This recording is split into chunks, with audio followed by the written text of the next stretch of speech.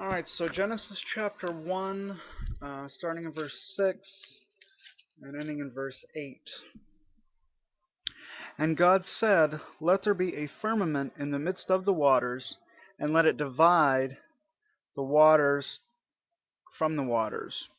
And God made the firmament, and divided the waters which were under the firmament from the waters which were above the firmament, and it was so. And God called the firmament heaven, and the evening and the morning were the second day.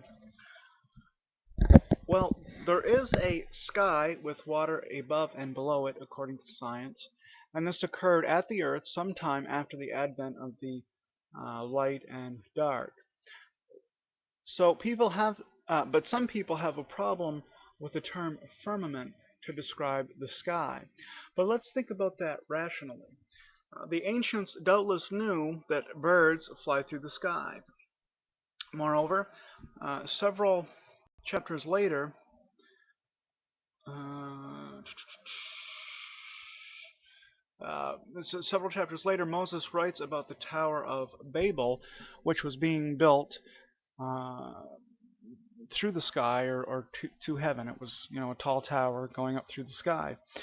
I really don't see contextually then um, how heaven or the heavens or the sky could be taken as a solid dome made out of a concrete-like substance. Such cartoon hermeneutics are, well, cartoonish. We should be more subtle than that. Finally, consulting my lexicon, I see that the word firmament may also be translated as an expanse. The sky certainly is an expanse. Moving right along, verses 9 through 12. And God said, Let the waters under the heaven be gathered together unto one place, and let dry land appear. And it was so. And God called the dry land earth, and the gathering together of the waters called he seas. And God saw that it was good. And God said, Let the earth bring forth grass, the herb yielding seed, and the fruit tree yielding fruit after his kind, whose seed is in itself, upon the earth. And it was so. And the earth brought forth grass, and herb yielding seed after his kind, and the tree yielding fruit, whose seed was in itself, after his kind. And God saw that it was good. And the evening and the morning were the third day. Did you catch that? The water was gathered together into a single massive body of water. If there is only one big superocean originally, what does that tell us about the landmass? That there was one supercontinent. And this island is what later scientists have called Pangaea. So at some point at some point on the dry land, scientists also tell us the flora appeared. Now let's stop here for a moment. A straightforward reading of the text so far reveals not even the appearance of a contradiction between it and contemporary science. What then is all the fuss about? I really don't get it. And how could Moses, a mere mortal, know all this stuff that we've only discovered, say, within the last century? Maybe the Bible really is God's word after all.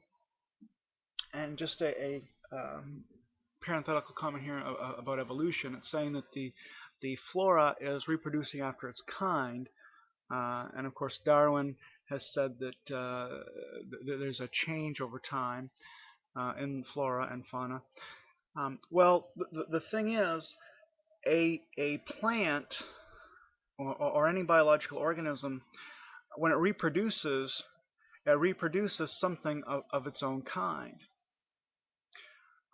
There is a gradual change in a population over time, but each uh, parent organism will reproduce the same kind of thing. There may be a slight genetic mutation that accrues over time, but we don't have um, a rose giving birth to a pine tree. There's a gradual process that connects those together, but each individual child organism will be the same kind of thing. So when it says that the floor is reproducing after its kind, that we just read in Genesis chapter 1, that's not violated by the theory of evolution. All right, so then getting back to the text here, chapter 1 still, it's all chapter 1, verses 4, verses 13 through 19, or 14 through 19. And God said, "Let there be lights in the firmament of heaven to divide the day from the night, and let them be for signs and for seasons and for days and for years, and let them be for lights in the firmament of heaven to give light." Let's see, I lost my place here. "And let them be for lights in the firmament of the heaven to give light upon the earth. And it was so. And God made two great lights, the greater light to rule the day, and the lesser light to rule the night. He made the stars also. And God set them in the firmament of the heaven to give light upon the earth, and to rule over the day and over the night, and to divide the light from the darkness. And God saw that it was good. And the evening and the morning were the fourth day." Well, the first thing that I wanted to say is that it refers to the moon as a light, and we know that the moon is uh, stone. It reflects the light of the sun. But the word for light in this chapter, according to the um, lexicon, allows for something. It can be a source of light. That can be one way to translate the word, or it can be translated as a reflector of light, and that's what the moon is, a reflector of light. So there's no problem there. And then the sun is not referred to as a star. There's a difference between the sun and the other stars, but that's okay because um, the sun, that's the modern scientific way of understanding it. So there is the sun is just another star, but it's not. It's different from the other stars um, in that it's closer to Earth. It's larger in appearance. It's warmer in appearance to us because it's closer, and it's tied to our planet, or our planet's tied to it actually, but it's tied to our planet, and the other stars aren't. So the we shouldn't impose a modern scientific terminology on a pre-scientific text.